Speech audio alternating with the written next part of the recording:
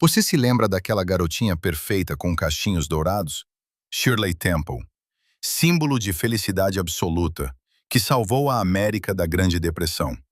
Mas por trás daquele riso cristalino, havia uma implacável linha de montagem industrial. Sua infância foi posta à venda. Ela trabalhava com a carga horária de um adulto em regime de escravidão.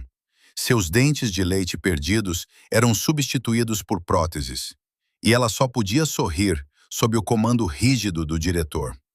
O estúdio extraía milhões de dólares dela. E quando a menina começou a crescer, a descartou friamente. Hoje, vamos arrancar os laços da criança mais cara de Hollywood e descobrir como essa pequena garota conseguiu sobreviver à máquina corporativa, quebrar o sistema e se tornar uma política. Na história de Hollywood, há apenas uma pessoa que, aos 7 anos, ganhava mais que o chefe da General Motors e sozinha salvou um estúdio de cinema da falência. Seu rosto vendia de tudo, de sabonetes à esperança nacional, em meio à crise mais severa. A indústria planejava explorá-la até o limite, como fazia com todas as crianças estrelas, mas ela conseguiu destruir metodicamente seu próprio mito. Shirley Temple entrou para a história como a adorável criança de cachinhos, sapateando nas escadas do estúdio. Mas por trás dessa imagem polida, esconde-se a complexa transformação de um ser humano em ferramenta de terapia estatal e marca monopolista. Seu caminho não é apenas uma história de sucesso precoce. É a história de como a sociedade se salva às custas de uma criança e de como essa criança consegue construir uma identidade própria depois que deixa de ser reconhecida. Mas para entender por que seu sorriso se tornou uma necessidade universal, é preciso olhar para o que acontecia com o país antes de sua aparição nas telas. Ato Encomenda de Esperança. No início dos anos 30, os Estados Unidos mergulharam em uma crise econômica sem precedentes. O desemprego atingiu impressionantes 25%. Milhões perderam suas economias, suas casas e o status social, encontrando-se nas ruas. Filas para sopa gratuita, acampamentos improvisados e homens desempregados nas esquinas com placas em busca de qualquer trabalho tornaram-se parte do cenário cotidiano das cidades americanas. Nesse ambiente de total incerteza e colapso institucional, a indústria do entretenimento enfrentou seu próprio desafio sério. Os cinemas esvaziavam rapidamente, pois a maioria dos espectadores simplesmente não tinha dinheiro sobrando para os ingressos. Mas o principal problema para os estúdios de cinema não era apenas a queda na renda da população. O público que ainda conseguia ir ao cinema não queria mais ver uma realidade na tela que lembrasse diretamente seu próprio fracasso.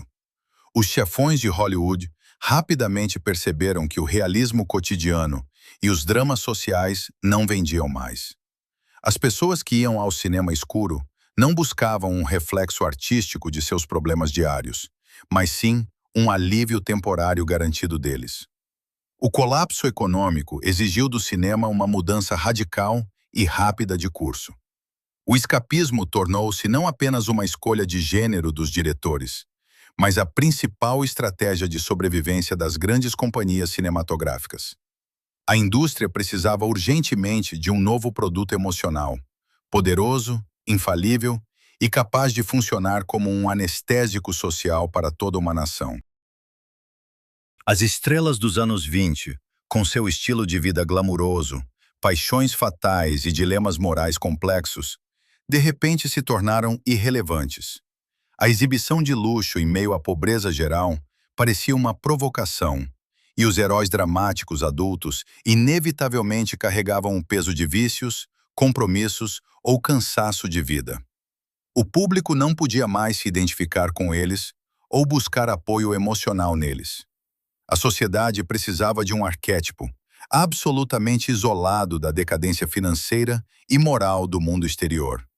Precisava de pureza, não tocada pela Grande Depressão, não corrompida por dívidas e não esmagada pelo desemprego. Nesse momento, a infância se torna o ativo comercial e ideológico ideal. A criança na tela não tem dívidas com o banco. A criança não está na fila do desemprego, sofrendo a humilhação diária das recusas dos empregadores.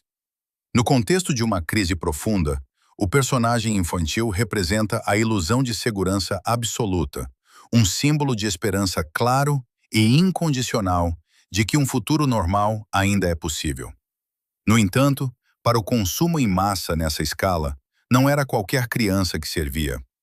A indústria precisava de uma imagem concentrada, matematicamente precisa de otimismo inabalável, não de uma pessoa viva e imprevisível com seus caprichos.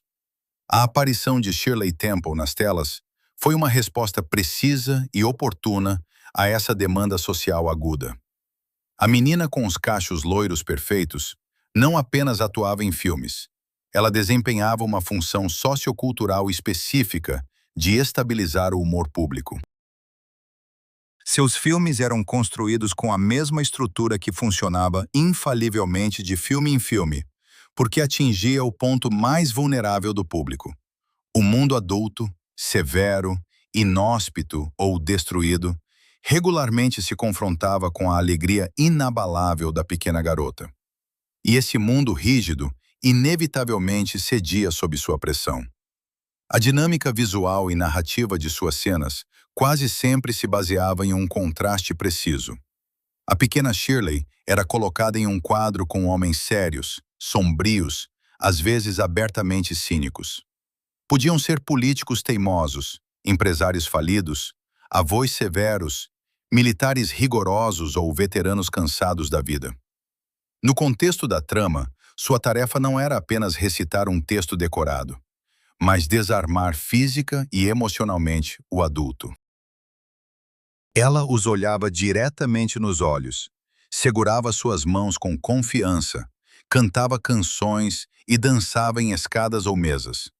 E sob sua influência, essas figuras fechadas, autoritárias ou quebradas invariavelmente amoleciam, mudavam suas decisões e encontravam o sentido perdido da vida. Para o espectador sentado no cinema dos anos 30, esse processo repetitivo tinha um caráter profundamente terapêutico.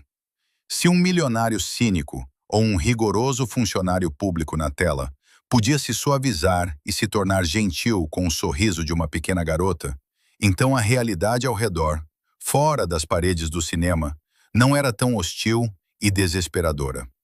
Temple fornecia uma prova visual clara de que a bondade e a inocência ainda tinham peso social.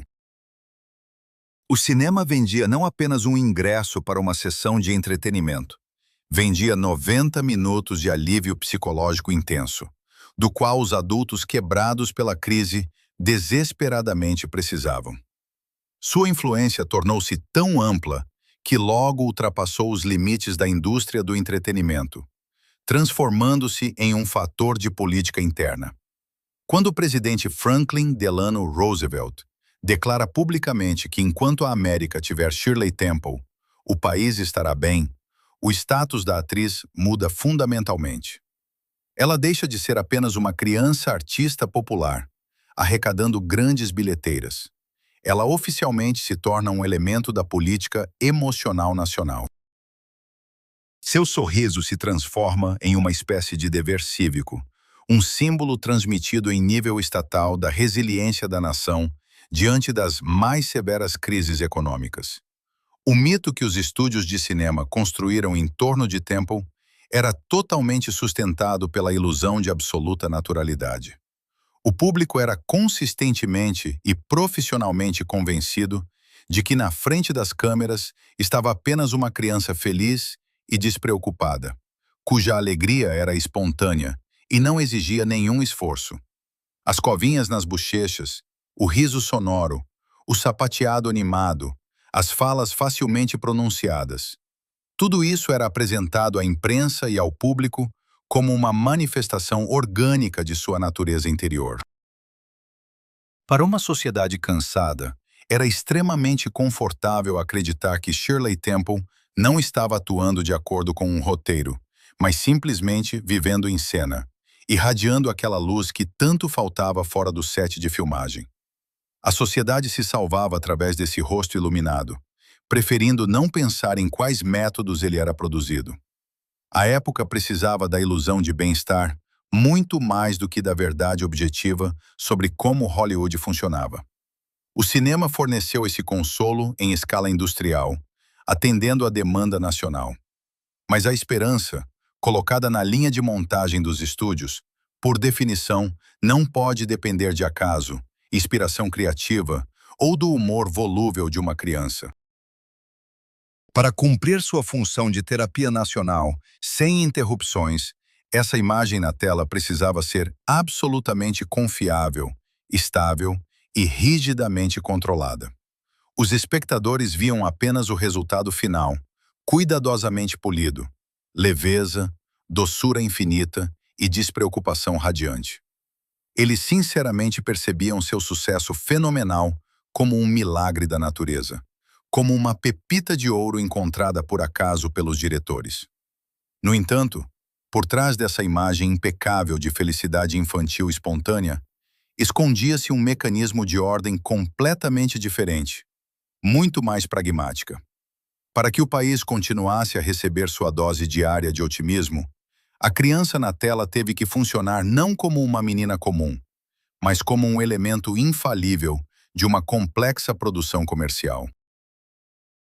A naturalidade que a América tanto amava, na verdade, baseava-se em um cálculo rigoroso, horas de treinamento e uma disciplina de trabalho sem precedentes, que não deixava espaço para uma infância verdadeira. Ato 2.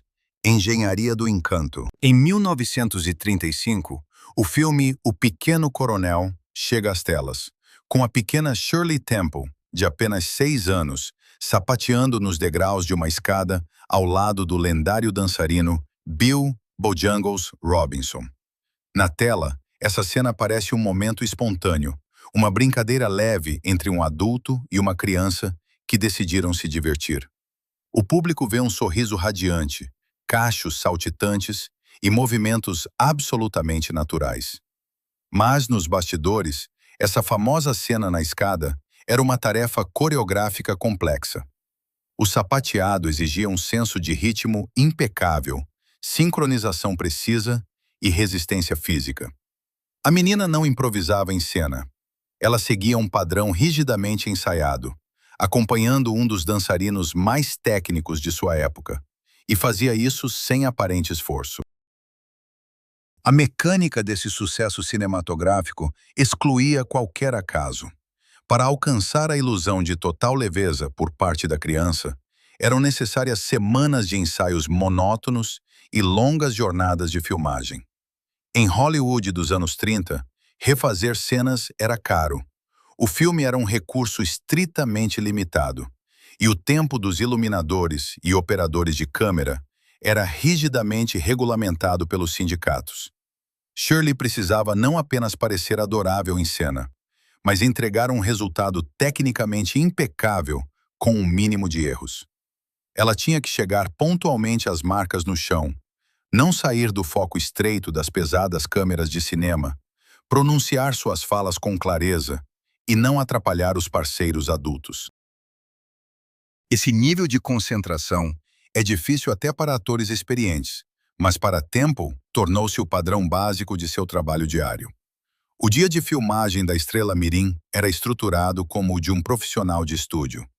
A manhã começava muito antes do comando Ação. Um dos principais marcadores visuais de Shirley eram seus cabelos. Exatamente 56 cachos perfeitos, criados antes de cada dia de filmagem. Esse processo exigia horas de trabalho meticuloso dos estilistas, durante as quais a menina precisava ficar absolutamente imóvel. Depois vinha o trabalho no set, sob a luz intensa dos potentes refletores de arco que aqueciam os estúdios fechados a temperaturas extenuantes. Nessas condições fisicamente desgastantes, ela precisava cantar, dançar e repetir os mesmos movimentos várias vezes até que o diretor conseguisse a tomada perfeita, adequada para a edição. Os departamentos de relações públicas dos estúdios escondiam cuidadosamente essa rotina exaustiva do público. Materiais eram enviados regularmente à imprensa, descrevendo o processo de filmagem como um grande playground, onde uma criança feliz apenas se divertia cercada por adultos cuidadosos. Em artigos encomendados e entrevistas, enfatizava-se constantemente que Shirley não aprendia atuação, que seu talento era um dom natural puro e que todas as suas reações em cena eram absolutamente espontâneas. Esse mito do milagre natural era vital para a indústria manter a imagem de absoluta inocência. Se o público visse o suor, o cansaço e a disciplina rígida, o efeito terapêutico de seus filmes despreocupados seria imediatamente destruído. Na realidade, por trás de cada cena descontraída, havia uma disciplina de ferro, cujo principal condutor era a mãe da atriz, Gertrude Temple. Ela estava presente nas filmagens diariamente, atuando como treinadora, gerente pessoal e controladora rigorosa. Era ela quem estudava com a filha os roteiros longos, praticava as entonações necessárias por horas e garantia que no set Shirley seguisse impecavelmente as direções dos diretores. Se a menina perdia a concentração, se distraía ou começava a fazer birra, a mãe intervinha imediatamente, rapidamente trazendo-a de volta ao estado de trabalho. A infância no estúdio não era um tempo de liberdade. Era um projeto rigidamente regulamentado, onde a obediência era convertida em metragens úteis de material filmado. O elemento mais emblemático dessa transformação profissional precoce foi o famoso sorriso de Shirley. Na consciência coletiva, ele era visto como uma expressão de genuína alegria infantil e amor pela vida. Na realidade, o sorriso rapidamente se transformou em uma habilidade muscular ensaiada. Ele era ativado por um comando especial da mãe ou do diretor. Brilhe, Shirley! Brilhe! E desativado assim que a câmera parava. A menina aprendeu a controlar suas emoções tão tecnicamente quanto controlava os movimentos dos pés durante o sapateado. Transmitir alegria tornou-se sua obrigação profissional, uma ferramenta a ser aplicada no momento certo do roteiro, independentemente do que ela realmente sentisse: cansaço físico, irritação ou tédio comum. Com cada novo filme, sua relação com o processo de filmagem tornava-se cada vez mais pragmática e distante. Colegas de set frequentemente lembravam que a jovem Shirley sabia de cor não apenas suas falas, mas também os textos de todos os outros personagens na cena. Se um ator adulto hesitasse, esquecesse as palavras ou perdesse sua fala, ela podia calmamente e metodicamente corrigi-lo durante a tomada. Ela intuitivamente compreendia os princípios de continuidade na edição, sabia como capturar a luz do refletor principal corretamente e tinha plena consciência das fronteiras físicas do quadro. Não era um jogo de cinema, mas um profundo entendimento prático do processo de produção por dentro. A criança trabalhava com o profissionalismo frio de um veterano da indústria, porque o sistema não lhe deixava espaço para distrações infantis. Essa incrível tecnicidade criou um fenômeno raramente visto no cinema. A criança deixou de ser um fator de risco para o estúdio. Normalmente, trabalhar com crianças no set é caos, imprevisibilidade, cronogramas interrompidos e estouro de orçamento. As crianças se cansam rapidamente, choram, recusam-se a sair do trailer ou se assustam com sons altos. Shirley Temple eliminou esse caos. Sua disciplina absoluta tornou a produção de filmes com sua participação um processo maximamente previsível e economicamente eficiente. O estúdio podia planejar datas de lançamento com precisão de semanas, sabendo com certeza que sua principal estrela não atrasaria nenhuma jornada de trabalho. Essa alta produtividade permitiu ao estúdio 20º Século Fox lançar 3 a 4 longas-metragens com sua participação por ano. Essa densidade de agenda sem precedentes exigia de Temple uma permanência quase contínua no status de função profissional. O processo natural de crescimento e as manifestações espontâneas de caráter ficavam em segundo plano, cedendo completamente ao projeto de construção e manutenção de uma máquina de encantamento que funcionava sem parar. A criança funcionava no set como uma unidade estrutural perfeita, produzindo as emoções necessárias estritamente conforme o cronograma e sem falhas técnicas. Quando um ator, mesmo o mais jovem, começa a trabalhar com esse nível de confiabilidade e a gerar resultados garantidos a cada dia de filmagem, seu status dentro da indústria muda fundamentalmente. A disciplina impecável e a capacidade de transmitir alegria na tela, com um estalar de dedos, transformaram Shirley de apenas uma menina talentosa com cachos em um elemento fundamental da contabilidade do estúdio. A atratividade reproduzida e protegida por contratos jurídicos não pertencia mais à criança. Ela se tornou um alicerce institucional confiável, sobre o qual a corporação começou a construir suas estratégias financeiras de longo prazo mais ambiciosas. Ato 3. Ativo econômico. Em 1933, o estúdio de cinema Fox Film estava à beira da falência total. Sua fusão com a empresa 20 Século, 2 anos depois, e a subsequente salvação da liquidação foram possíveis em grande parte graças a um único fator: a presença de uma menina de 7 anos, cujos filmes garantiam arrecadações milionárias para os cofres vazios. Em 1938, Shirley Temple oficialmente ganhava mais do que o chefe da General Motors e estava consistentemente entre os cidadãos mais bem pagos dos Estados Unidos. Seus rendimentos vinham de um salário base fixo de $10.000 por semana e generosos bônus por cada filme concluído, tornando-a um peso pesado financeiro em meio à mais grave crise econômica. No entanto, o cinema funcionava apenas como uma vitrine publicitária de uma gigantesca máquina corporativa. A verdadeira monetização contínua de sua imagem acontecia fora das telas. O estúdio lançou um programa de licenciamento de produtos associados sem precedentes em escala. Bonecas Shirley Temple, vendidas pela Ideal Novelty and Toy Company, alcançaram tiragens milionárias, mesmo quando as famílias americanas mal tinham dinheiro para comida. O rosto da menina estampava caixas de cereais, vestidos, sabonetes, louças e cadernos de música.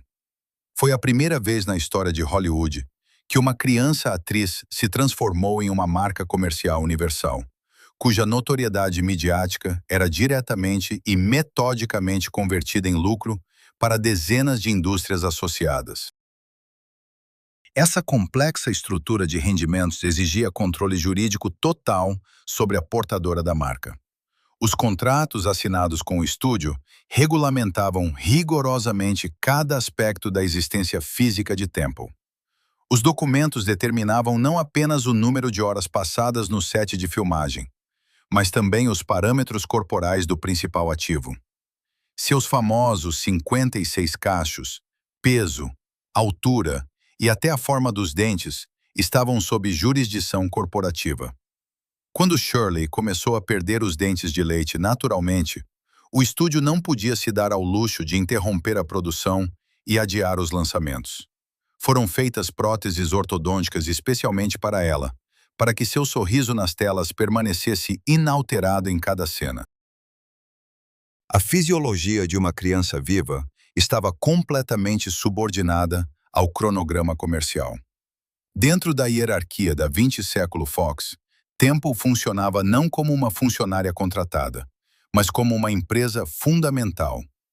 As receitas de seus filmes sustentavam os orçamentos de outros filmes menos bem-sucedidos, os salários de milhares de técnicos e a credibilidade geral da corporação perante os bancos. A administração do estúdio reconhecia abertamente que, sem suas arrecadações estáveis, a empresa simplesmente não teria sobrevivido à década. Esse peso econômico colossal virou radicalmente a dinâmica de poder na indústria cinematográfica. Adultos, produtores influentes, diretores e investidores tornaram-se financeiramente dependentes da produtividade diária de uma aluna do ensino fundamental. Transformar-se em um ativo financeiro-chave inevitavelmente privou Shirley do direito à vida privada. Sua infância foi retirada do uso pessoal pelos departamentos de marketing e colocada à venda como um produto público. Cada aniversário, cada brinquedo desembrulhado e cada aparição pública eram cuidadosamente coreografados pelas equipes de relações públicas para manter a demanda do consumidor ininterrupta. O isolamento do mundo real tornou-se um efeito colateral inevitável dessa industrialização. Interagir com colegas comuns trazia o risco de infecções, lesões acidentais ou comportamentos imprevisíveis, o que era visto pela administração do estúdio como uma ameaça direta aos investimentos multimilionários. Para as raras brincadeiras, eram contratadas crianças dublês de confiança, e o espaço ao redor da estrela era esterilizado para garantir a máxima segurança do processo de produção. A escala e a estabilidade desse império comercial dependiam de uma variável frágil: a impecabilidade do produto vendido. Contratos milionários, empregos de todo um estúdio e a indústria de produtos associados dependiam do fato de que a imagem de Shirley deveria permanecer cristalina, sem conflitos e absolutamente compreensível para o público. O grande capital não tolera nuances e incertezas de marketing. Isso significava que o sistema, que construiu um monopólio econômico sem precedentes em torno da menina, era obrigado a garantir que essa criança nunca ultrapassasse os limites do padrão aprovado, privando-a do direito a quaisquer desvios públicos do ideal. Ato 4. Monopólio da pureza. No meio dos anos 30, o Departamento de Relações Públicas da 20º século Fox implementou um protocolo sem precedentes para controlar a imagem visual de sua principal estrela. Jornalistas e fotógrafos independentes estavam terminantemente proibidos de publicar ou até mesmo distribuir fotos em que Shirley Temple não estivesse sorrindo. Se, em um evento público ou durante uma pausa entre as filmagens, a câmera capturasse cansaço, irritação, bocejo ou lágrimas, esses negativos eram imediatamente confiscados pelos sensores do estúdio. Qualquer aparição da menina fora do território fechado de sua casa era tratada como uma entrada oficial em cena.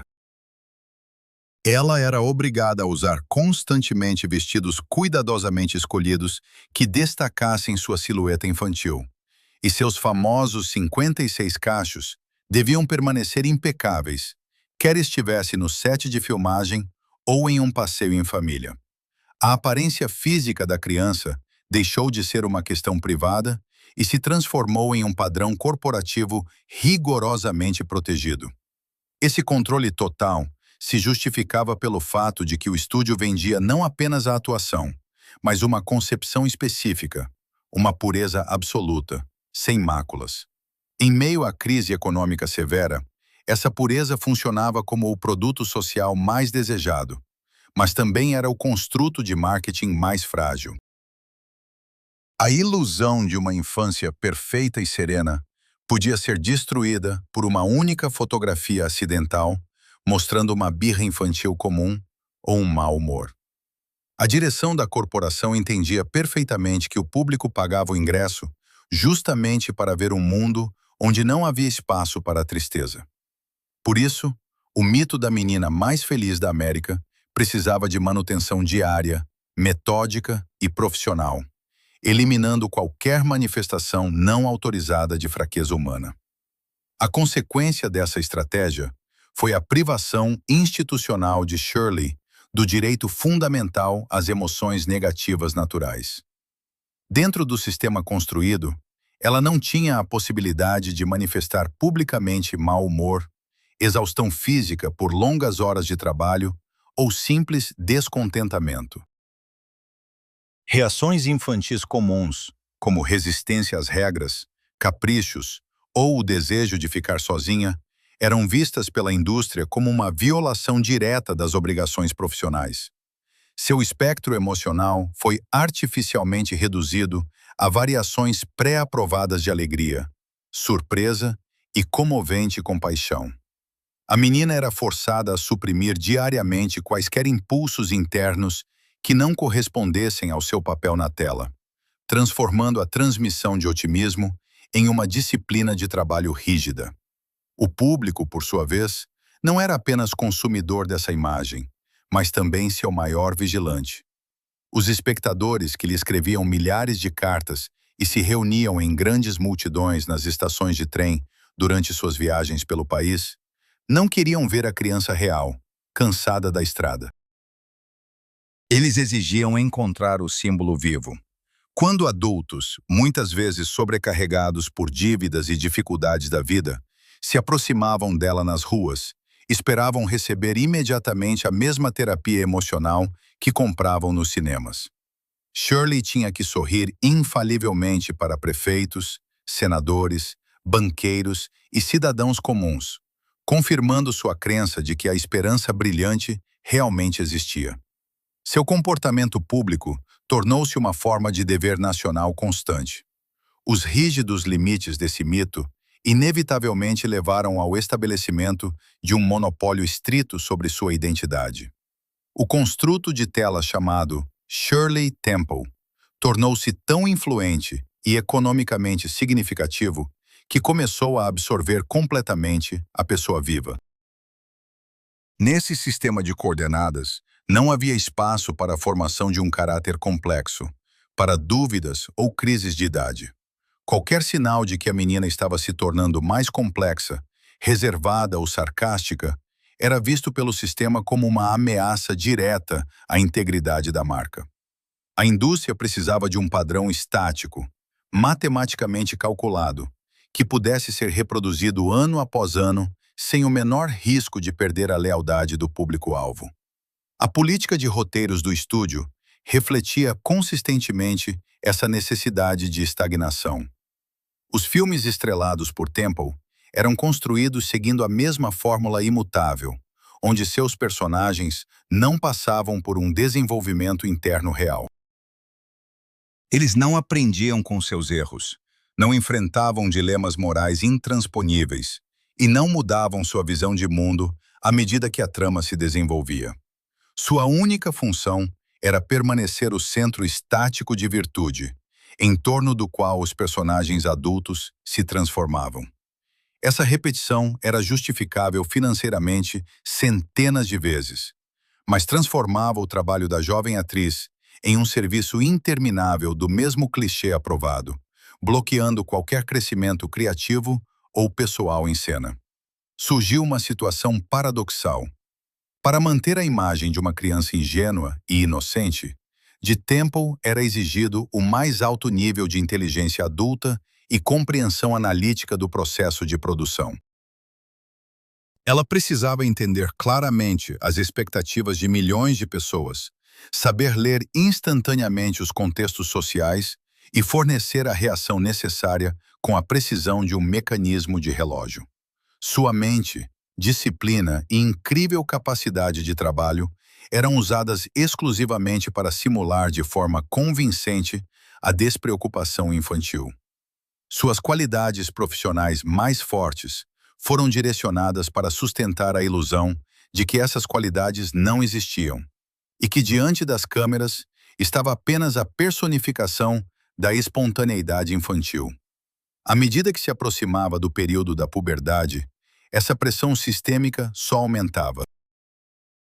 A rebeldia adolescente, o desejo natural de separação e a busca por uma identidade própria, distinta dos contratos, eram categoricamente inacessíveis para ela no campo público. Qualquer desvio do padrão estabelecido provocaria imediatamente rejeição do público conservador, acostumado a vê-la como um garante de estabilidade e não como uma adolescente em desenvolvimento. O estúdio continuava a vesti-la com vestidos infantis de saia curta e a forçava a interpretar papéis que cada vez mais contradiziam seu estado psicológico e físico real, tentando congelar o tempo artificialmente e manter uma era que estava se esvaindo. O mecanismo de controle sobre a imagem funcionava impecavelmente, garantindo à corporação lucros extraordinários estáveis e à nação um consolo diário confiável.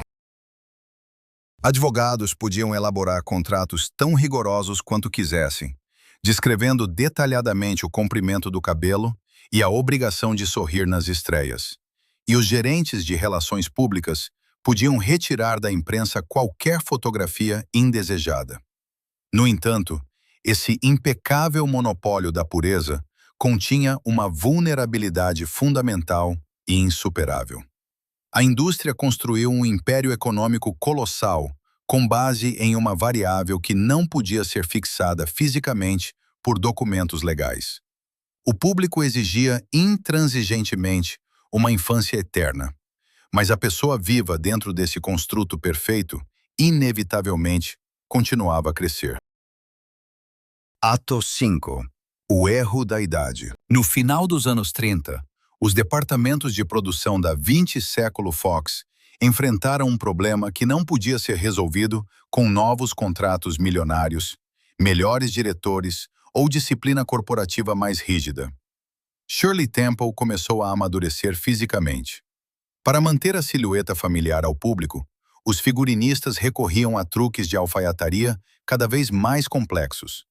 Criavam espartilhos especiais e densos para suavizar fisicamente a figura em desenvolvimento da adolescente e abaixavam artificialmente a linha da cintura em seus vestidos para simular as proporções de uma criança mais nova. Os famosos 56 cachos continuavam a ser meticulosamente enrolados a cada dia de filmagem, mas agora emolduravam um rosto que rapidamente perdia a característica redondeza infantil e as bochechas rechonchudas.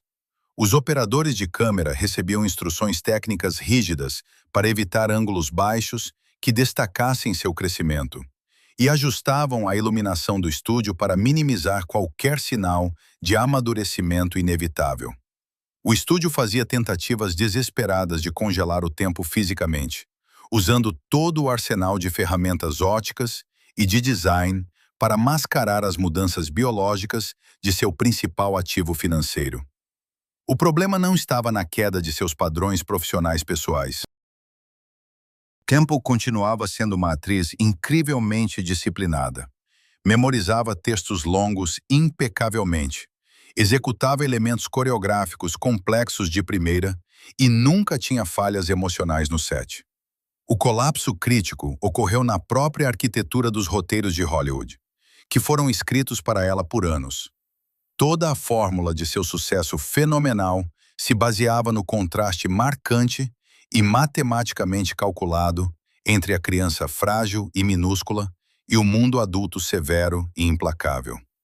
Quando uma menina de 6 anos bate o pé, franze a testa e repreende com confiança um político cínico ou um milionário falido, isso desperta ternura no público e ativa instintos protetores. Mas quando os mesmos gestos, falas e entonações são reproduzidos por uma adolescente de 12 anos, a mecânica narrativa se quebra completamente. O que antes era percebido como uma sinceridade tocante e uma inocência terapêutica pura, agora parecia artificial, falso e até irritantemente atrevido.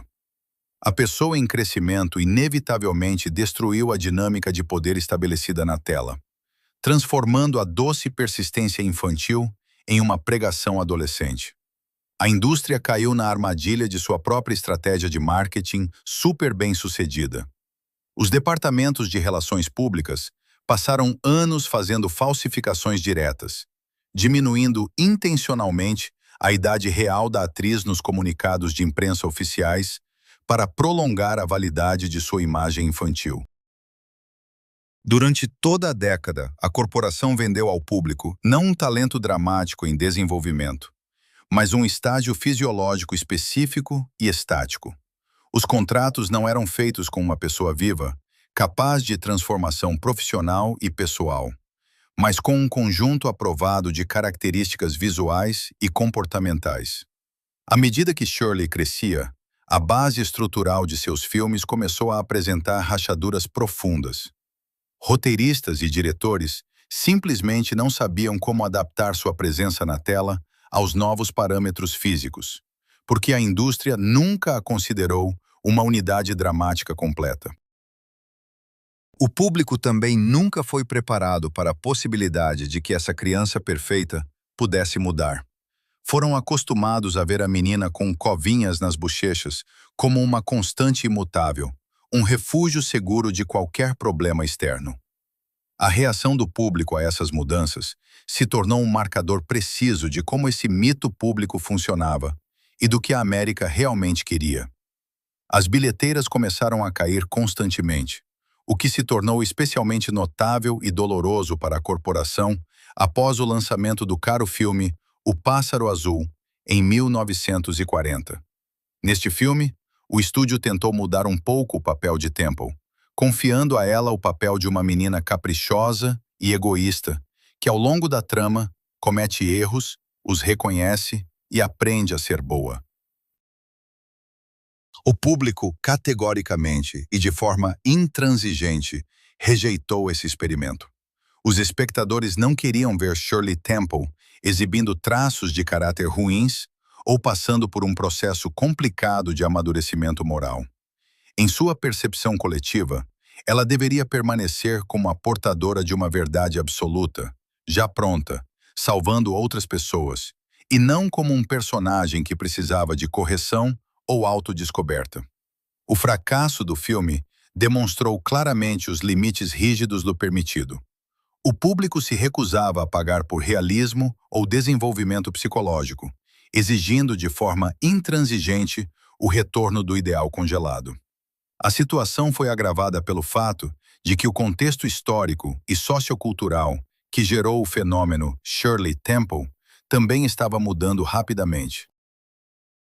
No final dos anos 30 e início dos 40, a Grande Depressão estava gradualmente recuando, mas novas e muito mais sombrias preocupações estavam surgindo com o início da Segunda Guerra Mundial no continente europeu.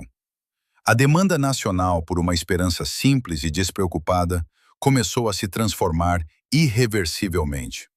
A sociedade que se preparava para um conflito geopolítico global e um recrutamento militar em massa precisava de outras formas de apoio emocional, outros heróis e narrativas significativamente mais complexas. O arquétipo da menina incondicionalmente alegre, resolvendo problemas sociais e econômicos complexos com uma canção animada, deixou de corresponder ao nível de nova tensão social. Dançar na escada não podia servir de proteção contra boletins de guerra. As circunstâncias históricas externas e o relógio biológico interno da atriz indicaram simultaneamente que sua função institucional original nos Estados Unidos estava completamente esgotada. Para o aparato corporativo do estúdio de cinema, essa situação foi classificada como uma desvalorização crítica de um ativo, sem possibilidade de reparo. A pessoa que anteriormente garantia receitas milionárias e literalmente salvou a empresa da falência, estava se transformando diante dos olhos em um fardo financeiro. O chefe do estúdio, Darryl Zanuck, e outros executivos, cujas previsões econômicas de longo prazo dependiam completamente das bilheteiras estáveis de Temple, estavam absolutamente despreparados para gerenciar a carreira de uma adolescente em formação.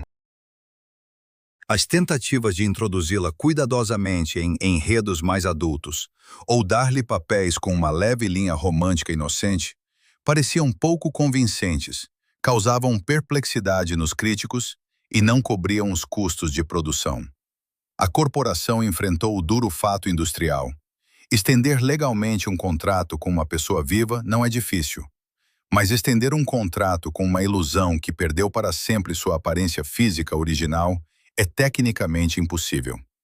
Em breve, o estúdio tomou uma decisão de negócios puramente pragmática de rescindir o contrato com sua principal estrela, pagando a compensação devida e encerrando uma era inteira.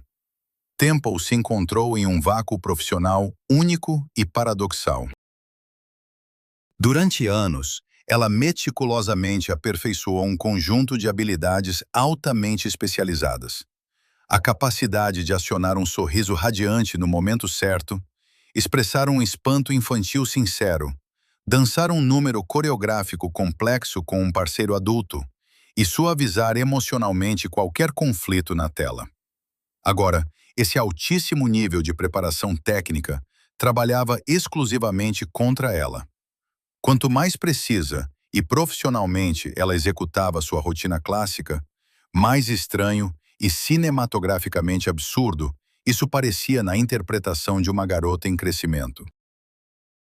A disciplina de ferro do estúdio, que a tornou o elemento mais confiável da produção em massa, não podia anular o fato biológico de que sua principal característica comercial, a infância precoce, não podia mais ser explorada corporativamente. Seu intelecto notável, memória e compreensão analítica do processo de filmagem não eram necessários para uma indústria que, todos esses anos, precisava apenas da aparência externa e impecável de inocência. Na indústria do entretenimento, uma falha sistêmica como essa geralmente desencadeia um roteiro padrão, praticado repetidamente e profundamente destrutivo. Quando uma estrela mirim, cuja identidade pública foi completamente absorvida pelo mito corporativo desde a mais tenra idade, de repente perde seu status divino, a adoração do público e a demanda profissional, isso quase sempre leva a crises psicológicas graves e queda social. O sistema de Hollywood estava acostumado a descartar impiedosamente ativos humanos obsoletos, deixando antigos ídolos infantis sozinhos com um vazio formado, absolutamente incapazes de se adaptar a uma realidade adulta normal sem a atenção constante das câmeras. No entanto, o inevitável confronto do mito em declínio com o processo real de amadurecimento de Shirley Temple seguiu um caminho completamente diferente. A sociedade realmente não sabia mais o que fazer com a criança que a salvou, mas a própria destruição da ilusão não se tornou o início de uma tragédia para ela. E é exatamente neste ponto de ruptura absoluta com o passado que começa a se formar sua verdadeira personalidade independente. Ato 6. Desmontagem silenciosa. No final dos anos 40, Shirley Temple, aos 21 anos, tomou uma decisão que ia contra todos os padrões estabelecidos de Hollywood. Após participar de alguns filmes que não trouxeram o sucesso comercial esperado, ela anunciou oficialmente o fim de sua carreira cinematográfica. Esse adeus não veio com grandes coletivas de imprensa, disputas judiciais com estúdios ou tentativas de chamar atenção com entrevistas escandalosas. O rompimento com a máquina corporativa que moldou sua vida desde a infância foi quase burocrático. Não houve lágrimas públicas, nem acusações contra produtores, nem tentativas desesperadas de segurar a fama que escapava. A atriz simplesmente declarou o término de seu contrato profissional com o cinema e deixou o set para sempre. Para Hollywood, esse cenário foi anômalo. A indústria do entretenimento tinha um padrão bem definido para ex-estrelas mirins, cuja popularidade estava em declínio. O sistema, acostumado a controlar totalmente seus protegidos, geralmente os deixava em profunda desorientação psicológica após o término dos contratos. Sem o foco das câmeras, a agenda rígida e a adoração constante do público, muitos colegas de Temple enfrentaram crises de identidade severas. Suas biografias frequentemente se tornavam uma sequência de colapsos públicos, dependências e tentativas humilhantes de retornar às telas em papéis menores.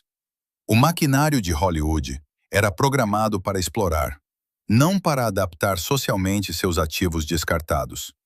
Contudo, no caso de Shirley Temple, um mecanismo diferente entrou em ação. As mesmas qualidades que a tornaram uma trabalhadora ideal para os estúdios, disciplina fenomenal, pragmatismo e profissionalismo frio, paradoxalmente se tornaram sua principal defesa contra a autodestruição. Ela funcionava dentro do sistema não como uma criança ingênua, embriagada por sua própria excepcionalidade, mas como uma executora técnica. Compreender que a menina mais feliz da América, na tela, era apenas um construto corporativo, permitiu que ela separasse sua verdadeira personalidade da marca pública.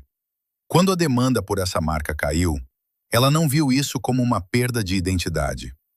O desmonte do mito ocorreu de forma planejada, pois ela o tratava como o fechamento de um grande projeto empresarial, não como uma tragédia pessoal. Esse pragmatismo também se manifestou em sua abordagem financeira. Ao atingir a maioridade, Temple descobriu que dos milhões de dólares que ela havia ganhado, salvando a 20th Century Fox da falência, restava apenas uma pequena parte. Uma porção significativa dos fundos foi gasta por seus pais ou perdida em decisões de investimento incompetentes, já que a legislação da época não protegia adequadamente o capital de artistas menores de idade. Em tal situação, a maioria das estrelas de Hollywood teria iniciado longos processos judiciais públicos, transformando suas vidas em material para a imprensa sensacionalista.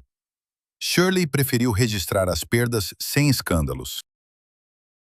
Ela não gastou anos em guerras midiáticas pelo capital perdido, optando por uma estratégia de distanciamento e preservação de sua reputação. A saída silenciosa da atriz privou a imprensa da chance de construir o habitual narrativo do ídolo caído ao seu redor. Jornalistas e público, que esperavam inconscientemente uma dramática retribuição por sua infância perfeita, encontraram um absoluto silêncio. Seu desaparecimento das telas não continha o elemento de ruptura que vendia bem nos jornais. O público, que por anos exigiu dela uma constante luminosidade e se recusava a aceitar seu amadurecimento, agora tinha que aceitar que essa pessoa não mais atenderia à necessidade nacional de encantamento.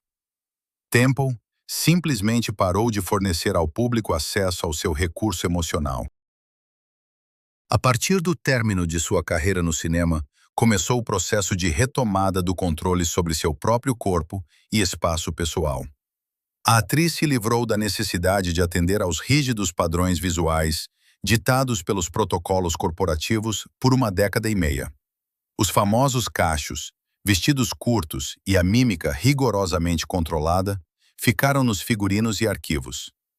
Pela primeira vez em sua vida consciente, ela teve o direito de não sorrir ao ver câmeras, de não demonstrar prontidão para dialogar com estranhos nas ruas e de não se preocupar em alinhar seu humor com as expectativas da nação. Livrar-se dessa obrigação pública contínua foi um passo crucial em sua adaptação social. Seu casamento precoce também deve ser visto não através da lente dos estereótipos românticos, mas como uma ferramenta institucional de separação. No contexto da metade do século XX, o casamento oficial era para uma ex-estrela mirim a maneira mais legítima e socialmente aceita de mudar seu status. Foi um passo estrutural que permitiu sair definitivamente da categoria crianças atores, distanciar-se do controle total dos pais e legalmente afirmar sua maturidade. Criar sua própria família tornou-se uma forma de conquistar autonomia, um território independente, onde os interesses dos produtores de cinema e agentes de relações públicas não se aplicavam mais. Em vez de cercar-se com artefatos de sua antiga glória, Temple isolou sistematicamente sua nova vida do passado hollywoodiano. Ela não colecionava seus próprios pôsteres, não revia seus filmes antigos e não tentava monetizar a nostalgia participando de intermináveis talk shows de memórias. Essa compartimentalização rigorosa da memória não era uma manifestação de ressentimento contra a indústria, mas uma estratégia consciente de sobrevivência. Para construir uma personalidade funcional no presente, ela precisava deixar a menina mais popular do mundo em uma sala fechada do passado. E ela fez isso com a mesma meticulosidade impecável com que um dia aprendeu números coreográficos complexos. Seu afastamento silencioso do cinema provou um fato fundamental. O sistema não conseguiu absorvê-la completamente. Por trás da fachada de consolo nacional, Havia uma pessoa com uma impressionante reserva de resistência interna. A saída bem-sucedida da indústria sem traumas psicológicos e quedas sociais demonstrou que seu intelecto notável, racionalidade e autodisciplina de ferro não desapareceram após o apagar das luzes. Pelo contrário, libertando-se da obrigação de simular uma infância eterna, essas competências finalmente tiveram a chance de serem aplicadas livremente. O término do trabalho diante das câmeras foi apenas uma etapa preparatória para a formação de uma nova identidade profissional completamente independente, que exigiria dela a aplicação das mesmas habilidades analíticas, mas agora em uma escala estatal completamente diferente. Ato 7. Diplomacia de gente grande. Em 1969, o presidente dos Estados Unidos, Richard Nixon, nomeou Shirley Temple Black como delegada na 24ª sessão da Assembleia Geral das Nações Unidas. A presença da ex-principal estrela mirim do cinema americano em salas onde se discutiam questões de segurança global, desarmamento e conflitos internacionais, inicialmente gerou ceticismo aberto. O corpo diplomático e os jornalistas políticos viram essa nomeação como um gesto populista, esperando encontrar uma celebridade envelhecida, contratada apenas para funções cerimoniais e decorativas. No entanto, as expectativas do establishment político colidiram com uma realidade completamente diferente. Nas reuniões dos comitês, não estava presente um talismã de Hollywood, mas sim uma funcionária extremamente preparada, que havia estudado detalhadamente centenas de páginas de relatórios analíticos, resoluções e referências históricas. A transição para a grande política exigiu dela a ativação das mesmas habilidades que se formaram durante o rigoroso treinamento nos estúdios, mas que permaneciam ocultas do público. No set de filmagem dos anos 30, ela aprendeu a captar instantaneamente a dinâmica de poder entre os adultos, a memorizar impecavelmente textos complexos e extensos e a manter a máxima concentração sob horas de estresse. Agora essas competências foram redirecionadas para o estudo de tratados internacionais, análise do cenário geopolítico e condução de negociações fechadas. A racionalidade, a memória afiada e a disciplina fria de trabalho, antes mascaradas pela imagem de uma menina despreocupada com cachinhos, se revelaram ferramentas ideais para o trabalho diplomático rotineiro. Em 1974, ela foi nomeada embaixadora dos Estados Unidos em Gana, e 15 anos depois, em 1989, tornou-se embaixadora na Tchecoslováquia. Seu serviço diplomático em Praga coincidiu com o período da Revolução de Veludo, uma época de crise política aguda e rápida desintegração do regime estatal. Nessas condições, o chefe da embaixada precisava não de charme cênico ou gestos simbólicos, mas de decisões rápidas, gestão de equipe e análise precisa e imparcial da situação em rápida mudança nas ruas para transmitir informações a Washington. Era uma atividade seca, estruturada, desprovida do brilho cinematográfico e que não previa aplausos do público. Temple escolheu conscientemente uma área onde sua eficácia era medida pela estabilidade dos contatos e protocolos precisos, e não pelo número de ingressos vendidos ou cartas de fãs entusiasmados. A carreira diplomática tornou-se para ela um instrumento de separação final do mito público imposto. Cada visita oficial, cada coletiva de imprensa realizada como embaixadora, destruía metodicamente e irreversivelmente a imagem da menina mais feliz da América aos olhos do público. Ela forçava a audiência e os oponentes políticos a interagir com uma mulher adulta, pragmática, com uma posição analítica própria e peso real nos assuntos internacionais. A indústria do entretenimento, por anos, lhe negou o direito de amadurecer, tentando mantê-la em um estado infantil para ganhos econômicos.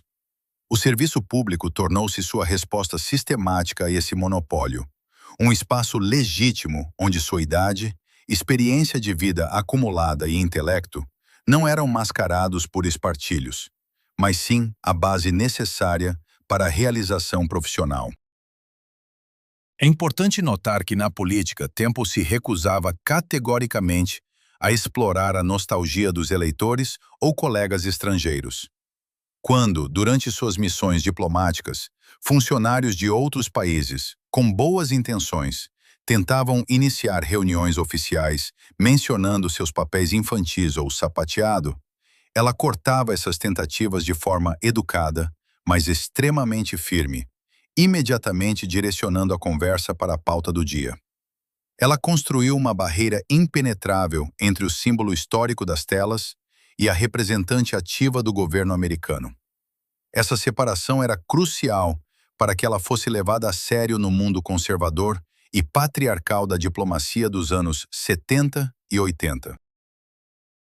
A recusa em usar seu colossal capital midiático para fins políticos demonstrou sua capacidade e desejo de se apoiar exclusivamente em suas próprias competências adquiridas. Este estágio de sua biografia registrou um precedente raríssimo de transformação. A criança que um dia funcionou como um instrumento de política emocional da era da Grande Depressão conseguiu se tornar um sujeito real da política externa do Estado. Ela transferiu sua importância social do plano do consolo nacional e racional para o plano de tarefas estatais concretas. A vida cotidiana nas estruturas internacionais revelou-se séria, calma e medida. O completo oposto do caos instável que geralmente acompanha ex-estrelas mirins, desesperadas por atenção dos tabloides. Construindo com sucesso uma segunda carreira, completamente diferente, ela finalmente fechou o ciclo das expectativas públicas. Não precisava mais provar a Hollywood ou ao público em massa sua independência. Ela formou uma identidade profissional sólida, que não dependia de seu passado nos estúdios. No entanto, a criação dessa nova versão adulta de si mesma, nos corredores das Nações Unidas, foi apenas uma manifestação externa da separação. Por trás dos relatórios diplomáticos bem-sucedidos e dos ternos de negócios rigorosos, escondia-se um resultado pessoal muito mais profundo. A compreensão final de que a verdadeira saída do controle do sistema não significa apenas mudar de profissão, mas recuperar o direito básico à autenticidade. Ato 8. O direito de não sorrir. Em janeiro de 2006, o Sindicato dos Atores dos Estados Unidos concedeu a Shirley Temple um prêmio honorário por suas realizações ao longo da vida. Quando a mulher de 77 anos subiu ao palco, a plateia, repleta dos principais nomes da indústria de Hollywood, aplaudiu de pé. Nos enormes telões atrás dela, passava uma crônica meticulosamente editada dos anos 30. Uma garotinha com cachos perfeitos sapateava, cantava e sorria radiante para as câmeras. A indústria celebrava seu ativo histórico mais bem-sucedido, prestando homenagem a um mito de uma era já distante da Grande Depressão. No entanto, ao microfone estava a ex-embaixadora em Gana e na Tchecoslováquia, a primeira mulher a ocupar o cargo de chefe de protocolo da Casa Branca, uma pessoa que construiu uma vida adulta complexa e rigorosamente estruturada, muito distante dessas imagens de arquivo. Esse episódio público capturou claramente a dualidade fundamental de sua biografia. O sistema corporativo continuava a reverenciar seu produto mais impecável, mas o prêmio era aceito por uma personalidade que conseguiu superar e deixar esse produto no passado. O status de patrimônio nacional, que Temple carregava desde a infância, na cultura de massa funciona não como um título honorário, mas como um contrato tácito e perpétuo. A sociedade, de fato, reivindica direitos sobre a imagem pública de uma pessoa, exigindo dela a constante manutenção da nostalgia alheia. Durante décadas, espectadores, jornalistas e até mesmo políticos esperavam dela a reprodução daquela mesma alegria inabalável que um dia se tornou a principal ferramenta terapêutica da nação.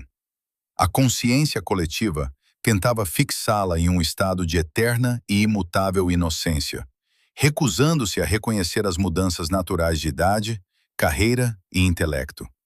Mesmo em recepções diplomáticas sérias, havia funcionários que esperavam dela leveza e espontaneidade infantil. Dela se exigia que permanecesse como âncora emocional para toda uma geração, independentemente de suas circunstâncias de vida atuais e dos status adquiridos. Toda a trajetória da vida adulta de Shirley tornou-se uma desmontagem metódica, embora sem alarde, desse contrato social unilateral. Ela consistentemente privou o público do acesso ao seu recurso interno, separando claramente suas novas obrigações profissionais de sua identidade pessoal. O famoso sorriso, que nos anos de trabalho no estúdio 20th Century Fox era uma habilidade técnica rigorosamente regulamentada, acionada sob comando do diretor, finalmente passou a ser de sua total propriedade privada. Ela recuperou a autonomia humana básica, o direito a reações autênticas, não sancionadas pelo roteiro do estúdio. Ela ganhou a capacidade de demonstrar publicamente concentração, cansaço, distanciamento analítico ou firmeza durante negociações diplomáticas, sem correr o risco de violar os termos de um contrato ou de desvalorizar uma grande companhia cinematográfica. Foi essa separação pragmática de sua própria marca pública que lhe permitiu evitar a armadilha institucional padrão da indústria do entretenimento. A linha de produção de Hollywood é estruturalmente programada para extrair o máximo de lucro de atores infantis no auge de sua demanda comercial, com o subsequente descarte imediato do ativo aos primeiros sinais de amadurecimento fisiológico. As corporações não assumem a responsabilidade pela adaptação social futura de seus ex-funcionários.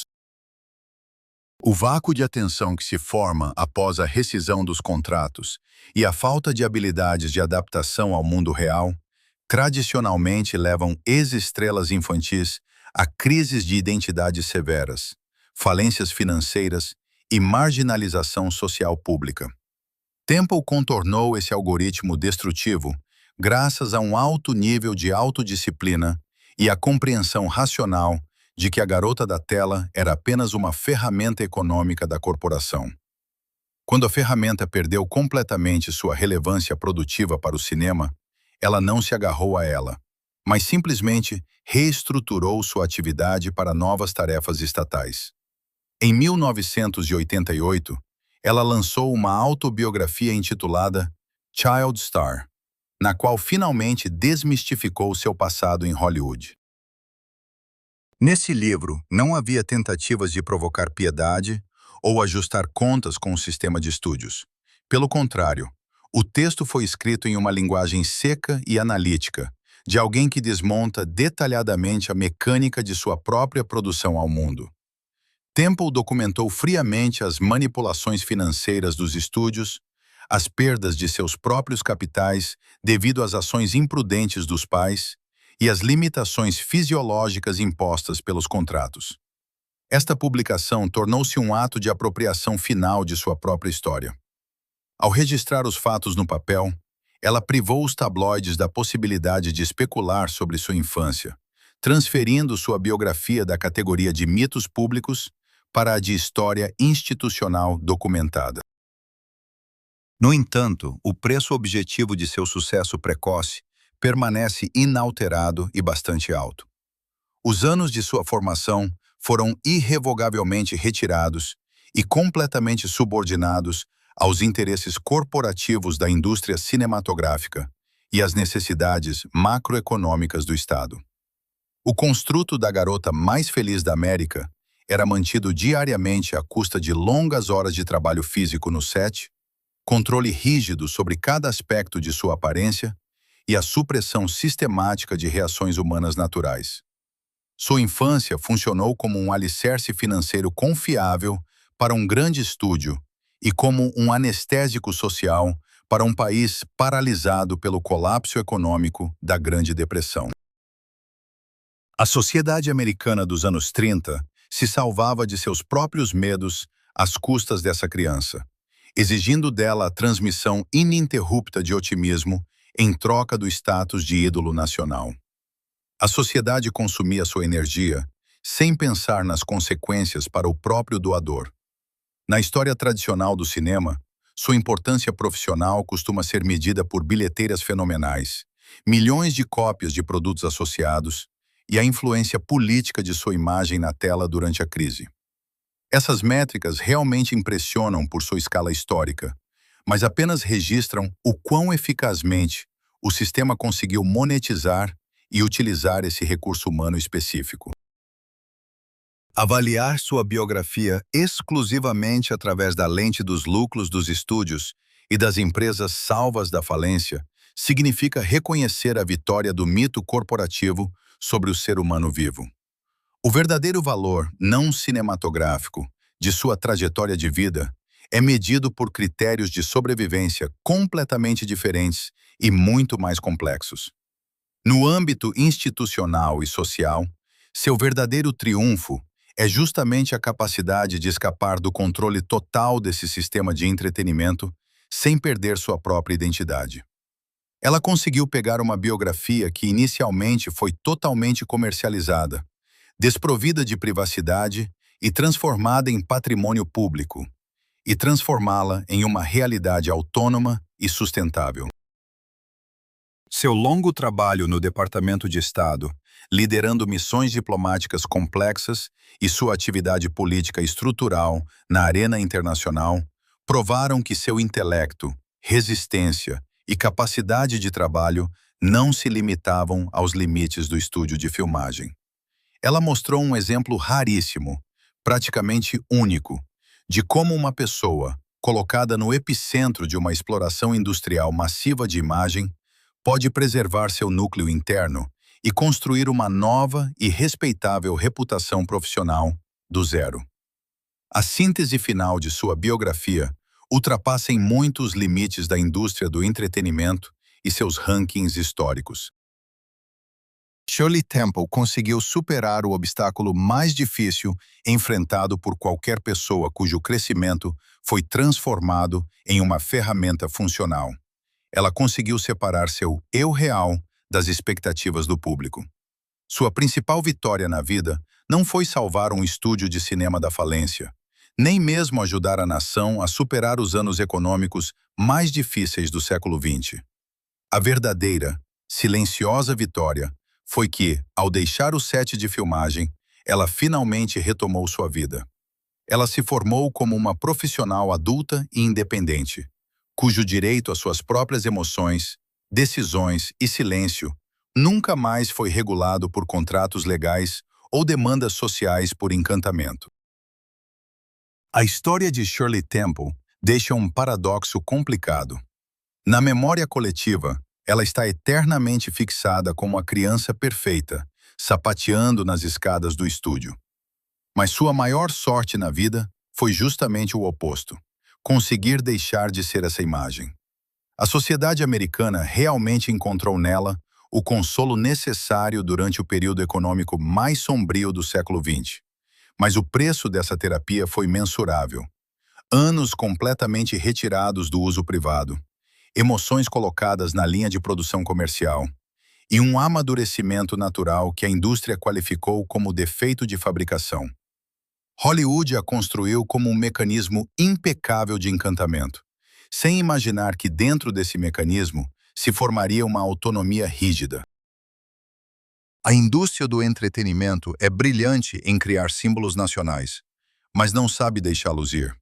Na maioria das vezes, esse conflito sistêmico termina com o antigo ídolo se destruindo, tentando desesperadamente segurar o mito que escapa. Temple escolheu outra estratégia. Ela não se tornou nem uma vítima quebrada da exploração corporativa, nem uma refém eterna da nostalgia alheia. Sua resposta mais forte ao sistema foi uma vida adulta racional, estruturada e tranquila. No fim das contas, as bilheteiras milionárias dos anos 30 apenas provam a eficácia infalível do marketing de Hollywood. Mas a capacidade de fechar metodicamente a porta do set, tirar de si o status de patrimônio nacional e construir uma nova carreira sem se preocupar com as expectativas do público, prova a grandeza da pessoa. Às vezes, a maior vitória de uma figura pública está no direito de recuperar seu próprio rosto e nunca mais sorrir por contrato. Se a biografia de Shirley Temple mostra como sair pragmaticamente do controle da máquina corporativa, a história de Judy Garland demonstra as consequências institucionais da incapacidade da indústria de se despedir de seu principal ativo financeiro. Sobre como o sistema de estúdios consome identidade por completo, no nosso próximo vídeo.